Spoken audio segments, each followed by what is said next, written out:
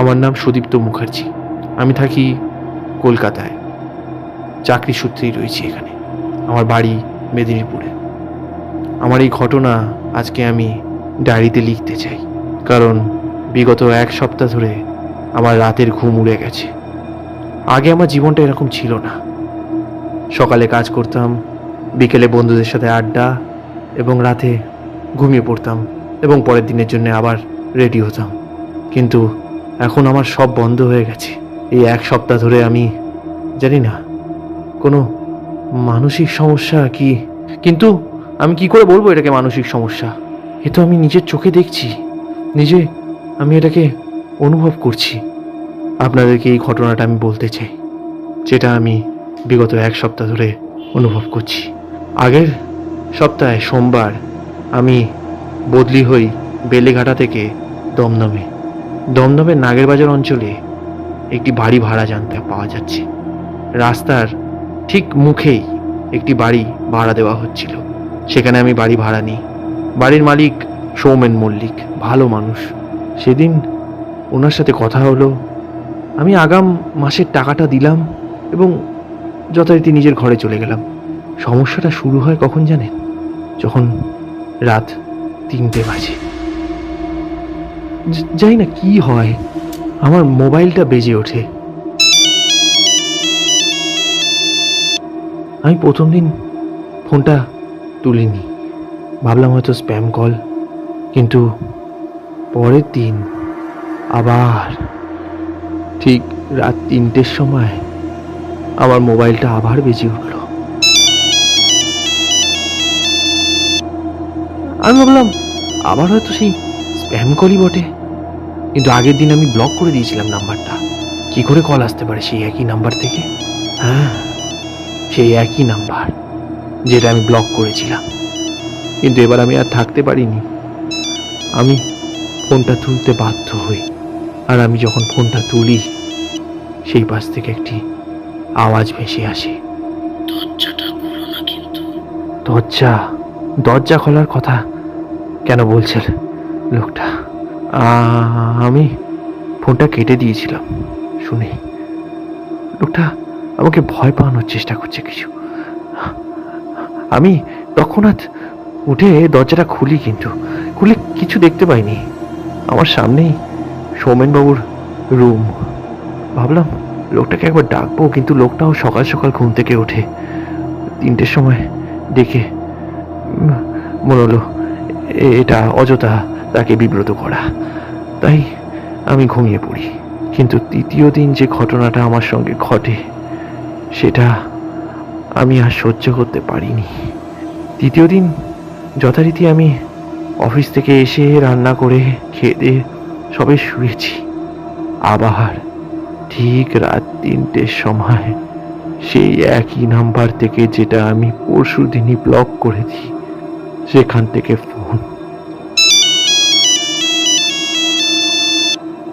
আর এইবার লোকটা বলে উঠল, আমার কথা কেন শুনছিস না? কালকে যে বারণ করলাম দরজাটা খুলতে, সেই তুই খুললি। আমার ভয় লাগা শুরু হলো আবার। এবার আমি বলে উঠলাম, আপনি কে? আপনি কে? আপনি কি চান? আপনি আপনার নাম্বার আমি ব্লক করে দিই, তারপরেও কি করে কল আসতে পারে? হ্যাঁ হ্যাঁ, বলুন বলুন। ও বাদ দিয়ে আবার সেই আওয়াজ ভেসে আসলো, জানলা দিয়ে বাইরে তাকা, দেখ কি দেখতে পাস। এবার আর নিজেকে আটকালাম না, উঠে গেলাম বিছনা থেকে। লোকটা বলছে জানলার বাইরে দেখতে। এই বাড়িটা দোতলা, আর আমি দোতলায় থাকি। তখন নাগের বাজারের সামনের রাস্তা পুরো অন্ধকার, গাড়ি ঘোড়া চলছে না। দরজাটা খুলে দেখতে পেলাম দূরে একটি লোক ফোনে কথা বলছে। আমি বলে উঠলাম, আপনি আপনি কি আমার বাড়ির সামনে দাঁড়িয়ে আছেন? হ্যাঁ। তারপর আবার শুনতে পেলাম সেই আওয়াজ, বাইরে যে দাঁড়িয়ে আছে সে আমি না, আমি তো তোর সাথে ঘরেই আছি। আমি ঘরে একা, কিন্তু লোকটা ফোনের ওপার থেকে বলছে যে সে আমার সঙ্গেই রয়েছে। তবে একটা কথা আমি আপনাদেরকে বলতে চাই, বিগত 3 দিন ধরে আমি অনুভব করতাম যে আমি একা না। আমার মনে হতো কেউ না কেউ এই ঘরে আছে। এই শুনে পেছন ফিরে যখন আমার নজরটা গেল ঠিক আমার ড্রেসিং টেবিলের আয়নাটার দিকে, তখন আমি দেখতে পেলাম একটা কালো ছায়া আমার পেছনে। তারপর আবার সেই ফোন থেকে আওয়াজ পেলাম আমি। তুই যা দেখতে পাচ্ছিস ধরে নে সেটাই আমি। এবার থেকে রাত 3টের সময় আমি তোর সাথেই থাকবো। এই কথাটা শুনে আমার ফোনটা কেটে যায়। আমি যেখানে দাঁড়িয়েছিলাম সেখানেই বসে পড়ি। সারা রাত আর ঘুমাতে পারিনি। পরের দিন অফিসও যেতে পারিনি। পরের দিন আমি সৌমেনবাবুর সাথে কথা না বলেই বাড়ি ছেড়ে চলে গেলাম। আমি সেই বেলেঘাটার বাড়িতে আবার চলে এসেছি। কিন্তু একটা কথা আমি আপনাদেরকে বলতে চাই, সেই রাত 3টের ফোন এখনো আমার পেছন ছাড়েনি। এখনো আমি শুনতে পাই 3টের সময় ফোন বাজে এবং বিগত 4 দিন আমি আর ওই ফোন ওঠাইনি। আজ জানি না কি হবে, কিন্তু আজ আমি ঠিক করেছি যদি ফোন আসে আমি ওঠাবো আর লোকটার সঙ্গে সরাসরি কথা বলতে চাই। কেন সে আমার পেছন ছাড়ছে না? আজকে কি লোক না কোনো পিশাচ? সে কি চায় আমি জানি না।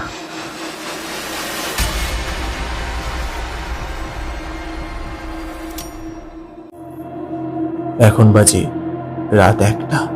আমি ওই অপেক্ষাতেই রয়েছি কখন আসবে ফোন। আর বিগত 7-8 দিন ধরে আমি ঘুমাচ্ছি না রাতে।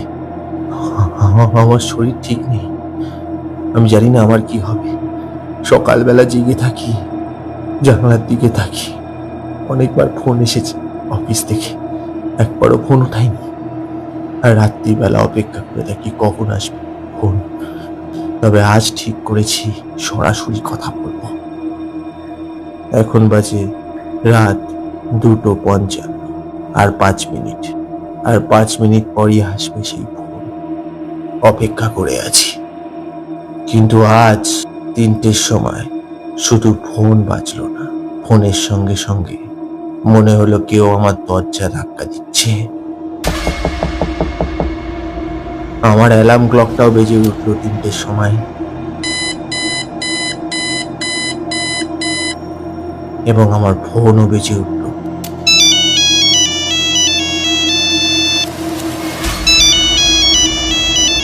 আমি ফোন ওঠালাম।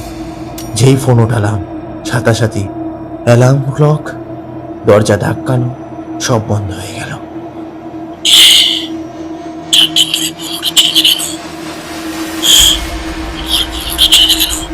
ভয় পেয়ে বলে উঠলাম, আপনি কি চান বলুন তো? আমায় আমায় আমায় বাঁচতে দেবেন না? হ্যাঁ, যদি মারার হয় তাহলে এমনি মেরে ফেলুন না। এরকম ভাবে মারার কি দরকার? আমি রাতে ঘুমাতে পারছি না। আমার জীবনটা নষ্ট হয়ে যাচ্ছে আপনার জন্য।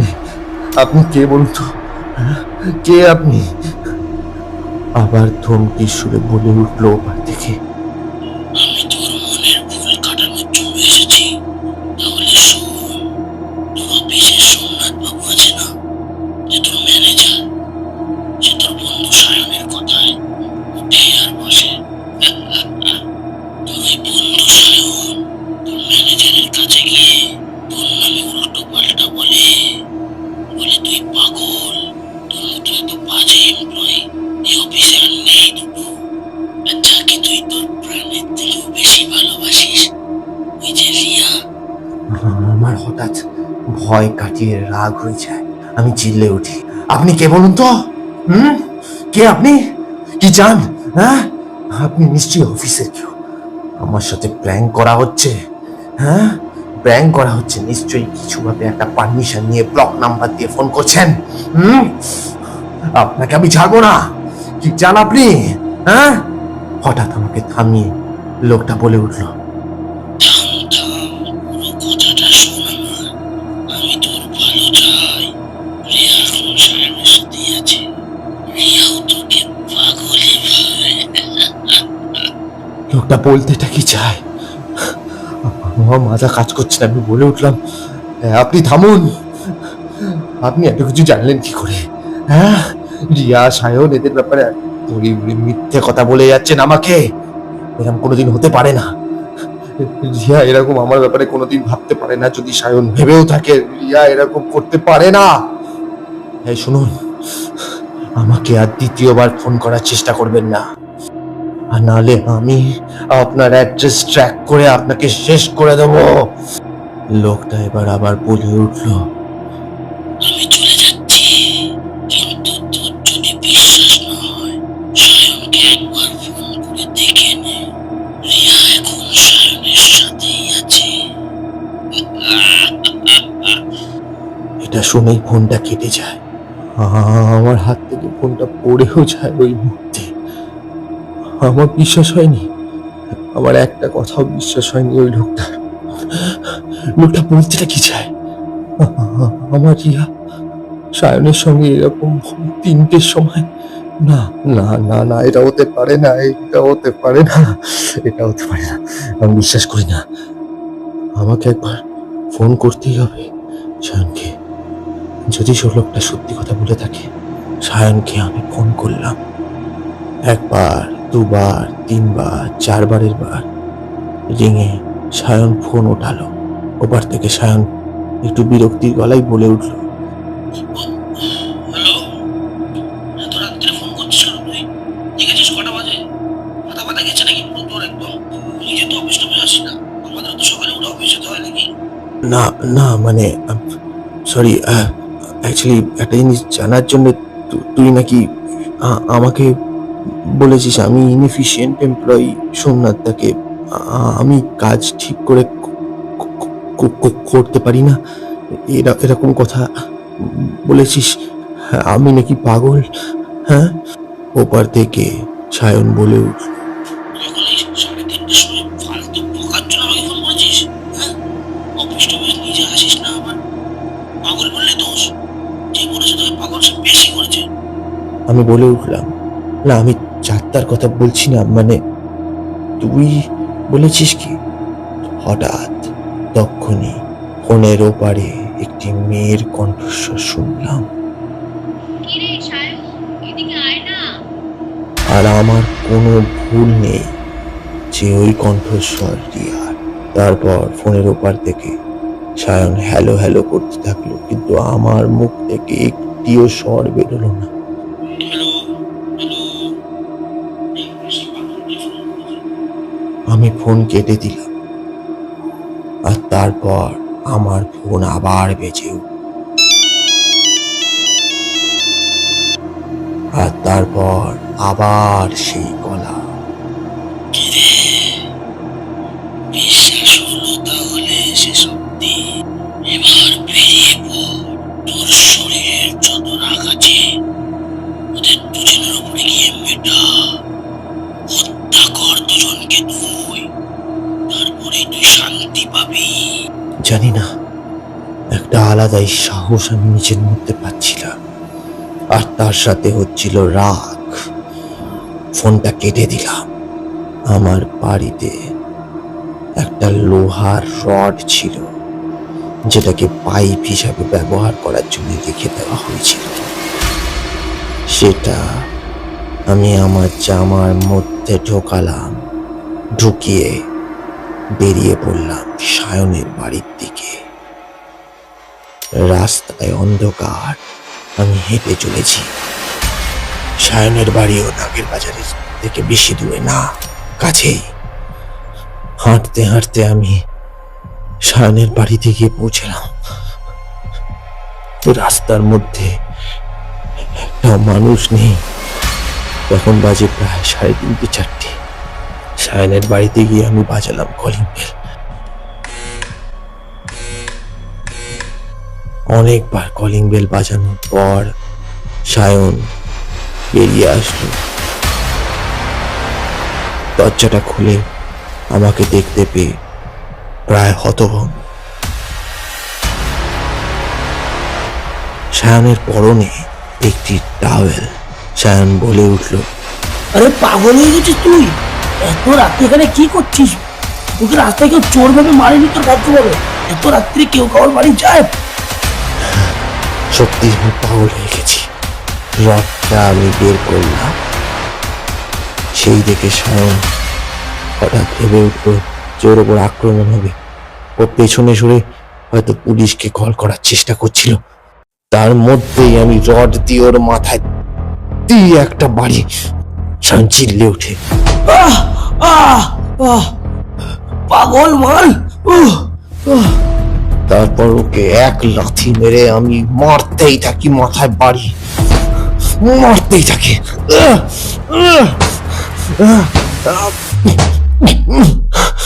মারতেই থাকি ওকে আমি, যতক্ষণ না ওর শরীর থেকে একটাও আওয়াজ আসে।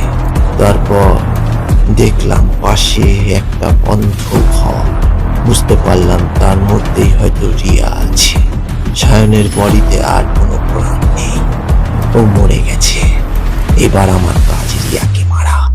আমি যাই ঘরের মধ্যে, দেখি রিয়া শুয়ে আছে। দিই ওর মুখে বাড়ি একটা, কোনো আওয়াজও করতে পারেনি মেয়েটা। আর আমি মারতেই থাকি ওকে, মারতেই থাকি। আমার সঙ্গে এরকম কি করে করতে পারলো রিয়া? আমি ওকে মারতেই থাকি, মারতেই থাকি, মারতেই থাকি। রিয়া মরে যায় কয়েকবার বাড়িতে। তারপর আমার হাত থেকে ওটা পড়ে যায়। আমি মাটিতে বসে পড়ি, আর তৎক্ষণাৎ আবার আমার ফোন বেজে ওঠে।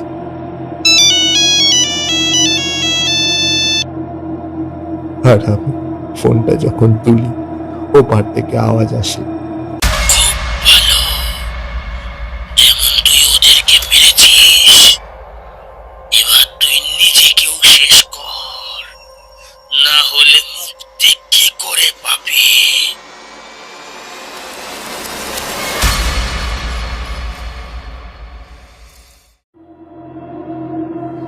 ফোনটা কেটে দিলাম। সামনে দেখতে পাচ্ছি রিয়ার মৃতদেহ। যে অস্ত্র দিয়ে আমি ওদের হত্যা করেছিলাম সেটা ওখানে রেখেই আমি চলে গেলাম। হঠাৎ মনে ছ্যাদ করে কেমন একটা আলাদাই অনুভূতি হলো। আমি কি করেছি? কিন্তু যা করেছি তার পেছনে কারণ আছে। এমনি এমনি আমি ওদেরকে মারিনি। আবার সেই রাগ আসলো। আমার মনে হলো আমার এখান থেকে চলে যাওয়া উচিত। আমার এখনো কাজ বাকি আছে। যখন আমি ওই অ্যাপার্টমেন্ট থেকে বেরোলাম, বাইরে বেরিয়ে দেখলাম ভোরের আলো ফুটছে। রাস্তায় একটা দুটো লোক ছিল।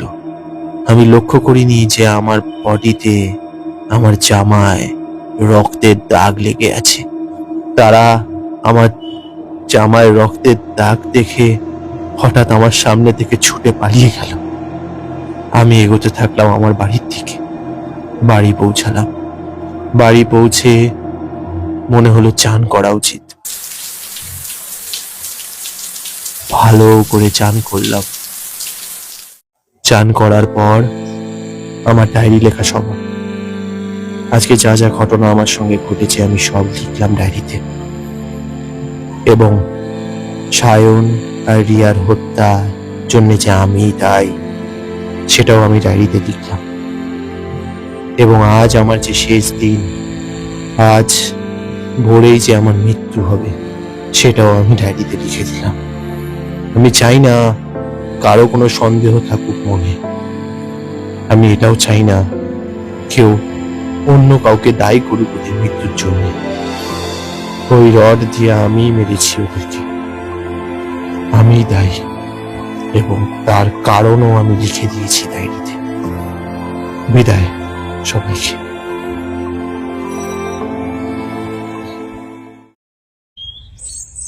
কোথায় ছিল কালকে রাত্রে সবাই? তোমাদের জন্য তিনটে খুন হয়ে গেল। আড্ডা পাচ্ছি না তোমরা? পেট্রোল করার কথা ছিল তোমাদের। মজুমদার, মজুমদার, আপডেটগুলো কোথায়? হ্যাঁ স্যার, হ্যাঁ এই তো আপডেট স্যার। ওই তো দুটো খুন হয়েছিল বুঝছেন, আর ইনিও থাকতাম এই পাশেই, বেশি দূরে না। তারপরে ওই ওখানেই একটা রড দেখতে পেয়েছি। তারপরে তো বাকিটা পুরো ডায়েরিতেই লেখা আছে, দেখতেই পাচ্ছেন। আর আমি ওই 3টে বডিকেই পোস্টমর্টম করতে পাঠিয়ে দিয়েছি। তোমাদের কাজ হলো লোককে বাঁচানো, তোমরা ছিলে না কোথায়? মরার পরে এসছো তোমরা আপডেট দিতে। কালকে যে দুজন ছিল পেট্রোলিয়ামে, সেটা কে কে? স্যার ওই তো ওই সরকারদা ছিল, আর ওই আমি ছিলাম। সব কটার চাকরি খাবো আমি, সব কটার। প্রতিদিন আড্ডা মারা তোমাদের শুধু। চোখের সামনে দিয়ে দূর হও। অনির্বাণ বাবুকে ডেকে আনো, তার সাথে কথা আছে আমার। Yes sir, yes sir, yes. Police স্টেশনে বসেছিলাম, তারপরে দেখতে পেলাম একটি কনস্টেবল এসে আমাকে ডাকছে। আসুন দাদা, আসুন, আপনাকে দারোগা মশাই ডাকছিল একটু। আমার নাম অনির্বাণ ঘোষ, আমি থাকি শিলিগুড়িতে। সুদীপ্ত আমার স্কুলের বন্ধু। কাল ভোরের দিকে খবর পেলাম সুদীপ্ত মারা গেছে। ওর বাড়িতে আমার নাম্বারই রাখা ছিল, সেখানে বলা ছিল এবং পুলিশ স্টেশনেও যে যদি কিছু এরকম ঘটনা ঘটে যেন আমাকে জানানো হয় সবচেয়ে প্রথম। আমি পৌঁছে সরাসরি দারোগাবুর সাথে কথা বললাম। আমাকে দেখেই দারোগা বলে উঠল, সরি অনির্বাণ বাবু, আপনার বন্ধুকে বাঁচাতে পারলাম না, বুঝলেন? আর কি বলবো বলুন, এই দুটো কনস্টেবল লাগা ছিল বন্ধুর পেছনে আপনার, যে ও যা করবে আমাকে সে ইনফর্ম করতে। কিন্তু ওরা কি করবো বলো, আড্ডা মারছিল হয়তো কালকে রাত্রে, কিচ্ছু দেখেনি ওরা। মরে যাওয়ার পরে এসছে আমার কাছে। Sorry sorry. আমি বলে উঠলাম, আর সরি বলে কি হবে, আমি জানতাম এরকম কোনো একটা ঘটনা ঘটবে, তাই আপনাকে বলে রেখেছি সুদীপ্তর উপর নজর রাখতে। আমি চাইছিলাম সুদীপ্ত আর কয়েকটা মানুষের মতনই একটা সাধারণ জীবন ভোগ করুক, কিন্তু এটাও আমার ব্যাক অফ দ্য মাইন্ড ছিল যে ওর অসুস্থ না, এখনো সমস্যা রয়েছে। আর যা হয়ে গেছে তা তো হয়ে গেছে। খারাপ লাগছে, আরো দুটো প্রাণ চলে গেল। হঠাৎ দারোগাবাবু আমার কথার মাঝখানে আমাকে থামিয়ে বলল, দেখুন অনিল বাবু, যা হওয়ার তো হয়ে গেছে। আপনার বন্ধুকে তার ফেরানো যাবে না। আপনি তো অনেক কথা লুকিয়েছিলেন আমার কাছে। আমি ডায়েরি পড়ে যেগুলো বুঝলাম, কোনো ভূত প্রেতের ব্যাপার আছে নাকি না অন্য কিছু বুঝতে তো পারছি না। ফোনও ট্র্যাক করেছিলাম, আপনার নাম্বার ছাড়া আর কোনো নাম্বার আসেনি। ব্যাপারটা কি একটুখানি ঝেড়ে কাশুন তো দেখি। যা হওয়ার তো হয়েই গেল। ফোন টোন ট্র্যাক করে দেখলাম উনি কারোর সাথে কথা বলেন। এগুলো কি ছিল? এগুলো কি ওনার মনের ভুল ছিল নাকি অন্য অন্য কিছু? পাগলকে আপনি এখানে রেখে চলে গেলেন? না দারোগাবাবু, দারোগাবুর কথা যখন শেষ হলো আমার মনে হলো তাকে পুরো ঘটনাটা খুলে বলা উচিত। তখন আমি বলা শুরু করলাম, সুদীপ তো পাগল না, ওকে পাগল বলা যায় না। আপনি হয়তো জানেন না, ওর মতো মেধাবী স্টুডেন্ট স্কুল লাইফে আমি একটা দেখিনি। ক্লাসে সব সময় প্রথম 3 জনের মধ্যেও থাকতো। মিথ্যে কথা বলা হবে যদি আমি বলি যে আমি ওর এই এত সুন্দর পারফরমেন্সে জেলাস ফিল করতাম, কিন্তু ও অতটা লোকের সঙ্গে মিশতে পারত না, তাই ওর বন্ধুও খুব কম ছিল। আর বেশ কিছু ক্লাসের ছেলেরা ওকে ছোট থেকেই বুলি করত, ওর পেছনে লাগতো, সেটা ওর ভাল লাগতো না। একদিন হঠাৎ আমাদের এই ক্লাসের একটি বাজে ছেলে বলা যেতে পারে, তাকে সুদীপ্ত মারার চেষ্টা করে, এবং এমনই মারার চেষ্টা করে যে ও বাড়ি থেকে একটা ছুরি এনেছিল, প্রায় খুনই করে দিত। আমি ওকে জিজ্ঞেস করি, সুদীপ্ত তুই কি পাগল হয়ে গেছিস? তুই খুন করতে চাইছিস? তুই যে এত ভালো একটা স্টুডেন্ট, তুই যদি এখন খুন করিস তোর পুরো কেরিয়ারটা নষ্ট হয়ে যাবে। ও আমাকে কি বলেছিল জানো? ও আমায় বলেছিল যে ও যদি খুন করে এই ছেলেটাকে, তাহলে ও অনেক বড় একটা প্রাইজ পাবে। আমি জিজ্ঞেস করি, কে তোকে প্রাইজ দেবে? বলছে আছে তো, ওর একটা বন্ধু, সে ওকে প্রাইজ দেবে। আমি জিজ্ঞেস করি কি নাম তার? ও বলে আমি নাম জানি না। তখনই আমার একটু সন্দেহ হয়, আদেও কি এরকম কোনো ক্যারেক্টার আছে? ওর কি আদেও কোনো বন্ধু আছে? ও বলতেই থাকে আমার একটা বন্ধু আছে, সে আমাকে বলছে ওকে মারতে, ওকে মারতে, ওকে মারতে। এই ঘটনার পর প্রায় 1-1.5 বছর বাদে আমি সুদীপ্তকে আবার জিজ্ঞেস করেছিলাম, কে তোর সেই বন্ধু? তখন ও বললো, কোন বন্ধু? আমি তো কাউকে চিনি না। আমি ওকে জিজ্ঞেস করি যে তুই একবার ওকে মারার চেষ্টা করেছিলিস ছুরি দিয়ে, তুই বলেছিলিস যে তোকে কেউ একজন বলছে মারতে, সে কে? ও কিচ্ছু বলতে পারে না, ওই ঘটনাটা মনেই নেই। এরপর চলে যাই আমাদের কলেজ জীবনে। ও অন্য কলেজে ভর্তি হয়, আমি অন্য কলেজ, কিন্তু আমাদের কানেকশনটা ছিল একসঙ্গে। ওর একটা মেয়েকে ভাল লাগতো, আর সেই মেয়েটার আবার অন্য একটা ছেলেকে ভাল লাগতো। সেই ছেলেটাকে প্রায় সুদীপ্ত খুন করে ফেলতো যদি না আমি ওকে আটকাতে পারতাম। সেখানেও সুদীপ্ত বলেছিল কেউ ওকে একজন কল করছে, আর কল করে ওকে বলছে মারতে। ফোনে একটাও অন্য নতুন নাম্বার ছিল না। সত্যি বলতে গেলে ওর কোনো বন্ধু ছিল না আমি ছাড়া। আমি আর ওর মা আর ওর বাবা, এই তিনজনের নাম্বার ছাড়া আর ফোনে কারোর নাম্বারই থাকতো না, কারোর নাম্বার সেভও থাকতো না। তখন থেকে আমার মনে হয়েছিল যে ও কোনো একটা ইমাজিনারি কাউকে ভেবে নেয়, যে ওকে ফোন করছে, যে ওকে বলছে, যে ওকে সাহস দিচ্ছে খুন করার। সেই ঘটনার পর থেকে আমি সাবধান হয়ে যাই। ওকে আমি একটা সাইকোলজিস্টও দেখাই। আর এটা একটা রোগ। মানুষ যখন সাহস পায় না, তখন মানুষ সাহস অর্জন করার জন্য কোনো একটা ইমাজিনারি মানুষের কথা ভেবে নেয়, বা ইমাজিনারি কোনো শক্তির কথা ভেবে নেয়, যেই শক্তিটা নিয়ে সেই মানুষটা সাহস করে সেই কাজটা করে। সুদীপ্তর এমন কোনো সাহসই ছিল না, তাই ওর এই একটা এক্সটার্নাল ফোর্স বা এক্সটার্নাল সাহসের দরকার ছিল। আর এটাই ছিল এই ফোনটা। ওই ফোনের যে কলার, ওই ফোনের যে গলা, আসলে ওগুলো কিচ্ছু না, এগুলো সব সুদীপ্তর মনের ভুল। ও নিজেই এটা মনে করতো যে ওকে কেউ বলছে ওদেরকে খুন করতে। ও নিজেই এটা মনে করতো যে অফিসের সবাই ওকে পাগল ভাবছে। আর কিছুটা অবশ্যই সত্যি ছিল, সায়ন ওকে সত্যি পাগল ভাবতো। বেশ কিছু লোক ওকে জেলাসও করতো, সেটা নিয়ে আমাকে ও কথা বলেছিল, এবং আমার তাই মনে হয়েছিল জিনিসটা আবার সেই দিকে যাচ্ছে। তাই আমি বলেছিলাম আপনাদেরকে একটু সজাগ থাকতে, আর একটা খুন হতে পারে। ও তখনই এরকম একটা এক্সটার্নাল ফোর্স বা একটা এক্সটার্নাল শক্তির সাহায্য নিয়েছে যখন ওর সঙ্গে কোনো ভুল হয়েছে, এবং সেটা জেনুইন ভুল। এই হলো ঘটনা, এই হলো ওর সেই আননোন কলারের ঘটনা। একটাই অনুরোধ রাখবো আপনাদের কাছে, দারোগাবু, ওর মৃতদেহ যেন আমি শিলিগুড়িতে নিয়ে যেতে পারি, ওর বাবা মার কাছে। এরকম একটা কিছু ব্যবস্থা করে দিন, ধন্যবাদ। শুনছিলেন রাত 3টে। ভালো লাগলে আমাদের মনের কথা চ্যানেলটিকে সাবস্ক্রাইব করবেন। আবার আমরা চলে আসবো আরো একটি দুর্দান্ত গল্প নিয়ে। দেখা হচ্ছে আবার next week. Until then, good by.